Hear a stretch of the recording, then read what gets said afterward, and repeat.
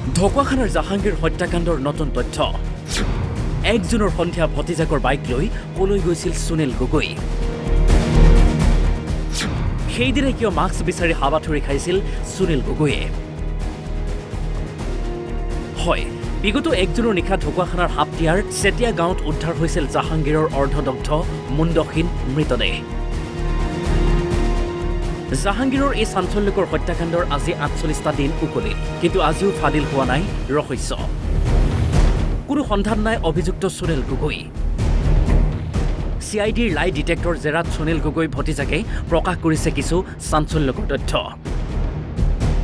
জাহাংগীৰৰ অৰ্ধদগ্ধ মৃতদেহ উদ্ধাৰ হোৱা চুমনিখনত হত্যা কৰা হোৱা নাছিল জাহাংগীৰক বৰঞ্চ অন্য ঠাইতহে হত্যা কৰি এই চুমনিখনলৈ লৈ অনা হৈছিল জাহাংগীৰৰ মৃতদেহ ইতিমধ্যে কেইবাটাও দিশৰ পৰা এই কথাটো স্পষ্ট হৈ পৰিছে আনহাতে আৰু এটা কথা এই ঘটনাৰ লগত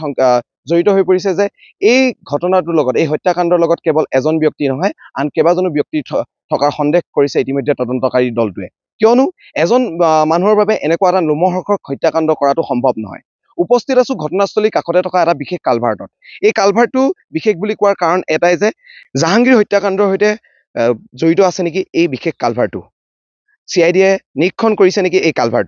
কালভাৰ্টটোত আমি উপস্থিত থকাৰ কাৰণ এটাই যে কালভাৰ্টটোৰ বিশেষত্ব এইটোৱেই যে যি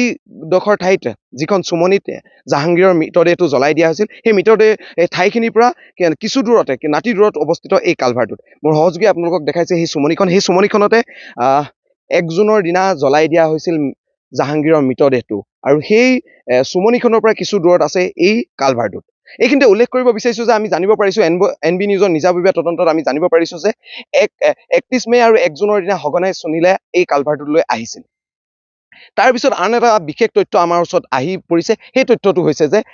1 জুনৰ দিনা সুনীলে মাস্ক বিচাৰি হাবাথুৰি খাইছিল কিয় এখন মুখত পিন্ধা মাস্ক বিচাৰি তেওঁ নিজৰ গাঁৱত বিচাৰি ফুৰা বুলি আমি জানিব পাৰিছো আৰু সেই কথাষাৰ বিশেষভাৱে এতিয়া বৰ্তমান ৰহস্য আৱৰ্তত সোমাই পৰিছে যে 1 জুনৰ দিনা সুনীলে কিয় মাস্ক বিচাৰি হাবাথুৰি খাইছিল আৰু সঘনাই এই 31 মে আৰু 1 জুনৰ দিনা এই কালভাৰ্টলৈ কিয় আহিছিল সুনীল গগৈ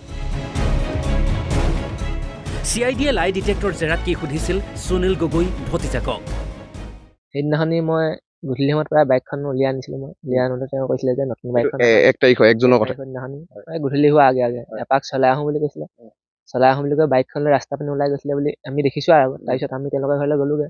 ঘূৰি অহাৰ পিছত তেওঁ কৈছিলে যে এই পিনে মূৰ্তিয়া বুলি কয় নতুন ৰাস্তা এটা বনাই থৈছে তাত নতুনকৈ পিচ দিয়া ৰাস্তা নতুনকৈ বনাইছে আহি মানে কৈছে যে ৰাস্তাটোত বহুত মানুহ থাকে বুলি মানুহ মানে ইমান ভিৰ লাগি থাকে কৈছে নতুনকৈ ৰাস্তাটো বনাইছে মানুহে ফটো মাৰে বুলি বহুতে সেইকাৰণে যায় বুলি কৈছোঁ আমি তেতিয়া গম পাইছোঁ যে সেইডোখৰলৈ গৈছিলে বুলি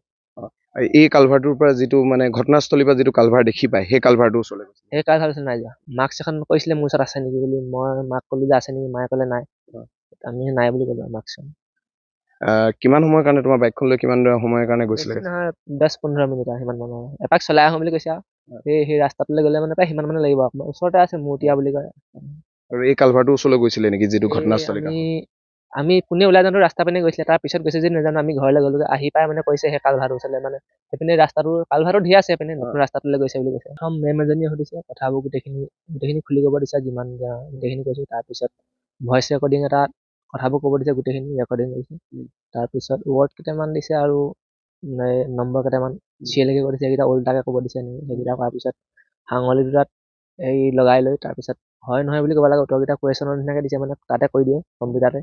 হয় নহয় অকল হয় হ'লে হয় নহয় হ'লে নহয় বুলি ক'ব লাগে সেইকেইটা সুধিছে তাত সুধিছে যে আমি লগত জড়িত আছোঁ নেকি নহ'লে আৰু কোনোবা থাকিব পাৰে নেকি জড়িত সুনীল দাৰ লগত তাৰপিছত